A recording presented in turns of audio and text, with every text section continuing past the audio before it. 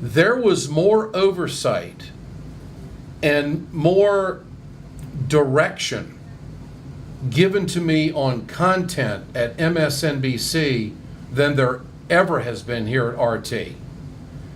And I think that it's very sad that that story is not getting out. I think it's, many times I was told what to lead with on MSNBC. Many times I was told what I was not going to do, and I've got a story that, had I not been involved in it, I would have never believed it.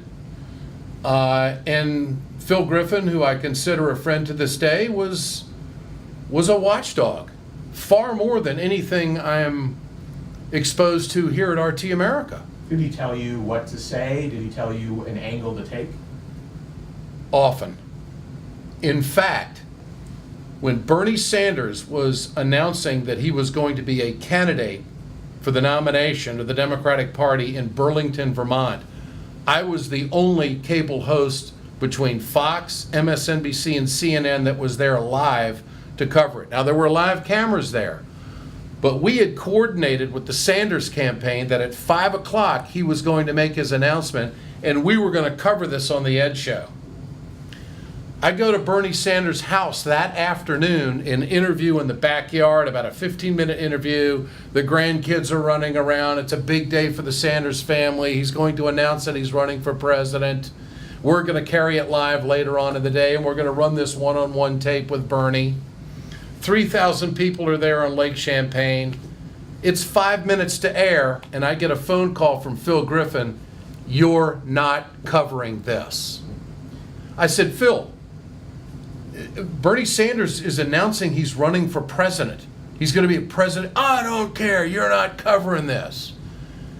And it got rather contentious. And I don't, well, now you're asking me for opinion. I'm giving you fact right now about what happened. And other people who were there with me will attest to the fact and back me up that this is what happened.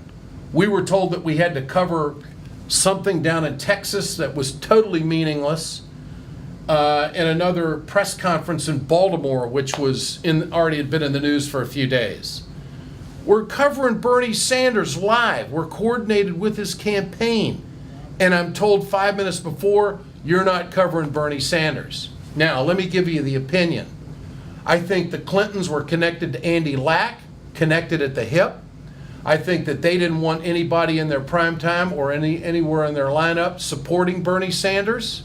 I think that they were in the tank for Hillary Clinton, and I think it was managed, and 45 days later I was out at MSNBC.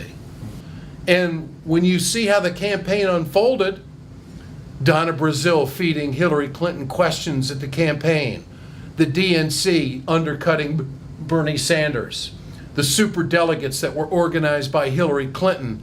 I mean, in my state of Minnesota, where I'm a resident and pay taxes, Al Franken and Amy Klobuchar were super delegates, and despite the fact that Bernie Sanders won Minnesota, they supported Clinton. It was the fix was in. The fix was in with the mainstream media. The fix was in with managing the news and shutting down Bernie Sanders. And it wasn't until he started matching the Clintons and raising money that he became, well, we gotta cover this guy. But from the start, the Clintons didn't want any competition.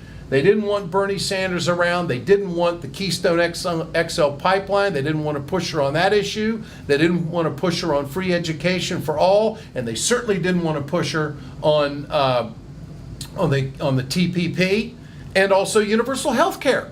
Those were four main issues that Bernie Sanders, had he not been in the campaign, Hillary Clinton would have never had to address.